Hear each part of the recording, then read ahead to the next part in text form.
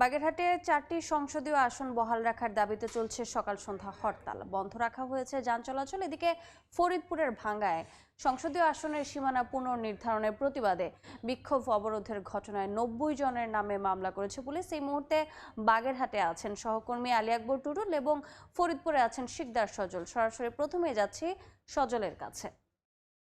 সজল, ফরিদপুর 4 আসনের ভাঙ্গা উপজেলার আলগী এবং হামিদ্দি দুইটি ইউনিয়ন কেটে পার্শ্ববর্তী ফরিদপুর 2 আসনে অন্তর্ভুক্ত করার দাবিতে কিন্তু গত কয়েকদিন যাবৎ ঢাকা খুলনা, ঢাকা বরিশাল মহাসড়ক এবং ঢাকা বেনাপোল রেলপথ অবরোধ করে মহাসড়ক এবং রেলপথ অবরোধ করে কিন্তু এই বিক্ষোভ কর্মসূচি চালিয়ে আসছিল এখানকার এলাকাবাসী সহ স্থানীয় জনতা। কিন্তু আজকে সকাল 6টা থেকেও সড়ক অবরোধের ঘোষণা দিয়েই কর্মসূচি শুরু করার কথা ছিল, কিন্তু এই মহাসড়ক দুটি এবং রেলপথ আজকে কোনো অবরোধ করা হয়নি। তবে এই মহাসড়কের পাশে তারা দাঁড়িয়ে কিন্তু এই বিক্ষোভ এবং মানববন্ধন কর্মসূচি কিন্তু তারা পালন করছে।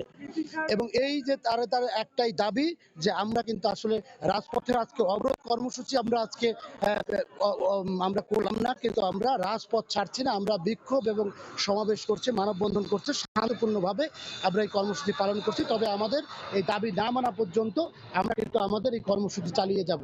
আরেকটি বিষয় জানিয়ে রাখি যে আজকে কিন্তু এই ঢাকা খুলনা ঢাকা বরিশাল মহাসড়ক সহ রেলপথের 20টি স্থানে কিন্তু আইন শৃঙ্খলা রক্ষাকারী বাহিনীর অবস্থান করছেন এবং বিপুল সংখ্যক পুলিশ, র্যাব, সেনাবাহিনী সহ আইন শৃঙ্খলা রক্ষাকারী বাহিনীর সদস্যরা কিন্তু এই মহাসড়ক দুইটি এবং রেলপথের 20টি স্থানে অবস্থান করছেন যাতে কোনো বিশৃঙ্খলা না হয়, এ কারণে কিন্তু তারা নিয়োজিত রয়েছেন।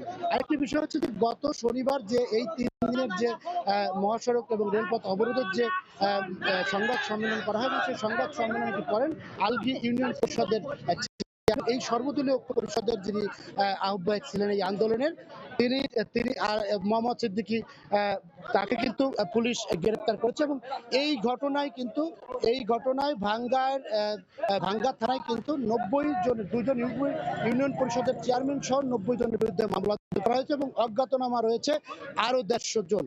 এবং পুলিশ কিন্তু এখন এইসব মহাসড়কে কিন্তু অবস্থান করছে। পাশাপাশি কিন্তু এই সাধারণ মানুষ তারাও কিন্তু বিক্ষোভ প্রদর্শন করছে। এই ছিল ফরিদপুরের মহাসড়কের সর্বশেষ। এই মুহূর্তে আমরা যাব বাগেরহাটে, সেখানে রয়েছেন আমাদের সহকর্মী টুটুল। বাগেরহাটে 4টি আসন অপরিবর্তিত রাখার দাবিতে বাগেরহাটে সকাল সন্ধ্যা হরতাল চলছে। আমরা দেখছি যে বাগেরহাট খুলনা এবং বরিশাল রুট এবং মোংলা বন্দর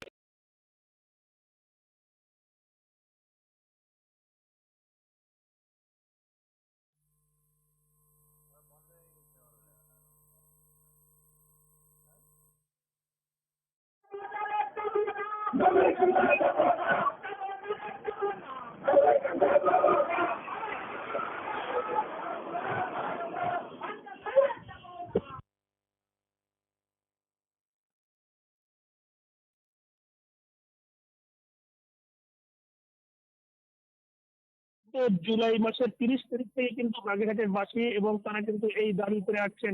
এরপরে কয়েক দফায় কিন্তু আমরা জানি যে এর আগেও কিন্তু 2 দফায় তারা হরতাল ডেকেছেন এবং বাগেরহাটে সবকিছু অচল হয়ে গিয়েছিল এবং মংলা বন্দর থেকে শুরু করে এবং সব ধরনের দোকানপাট সবকিছু বন্ধ ছিল।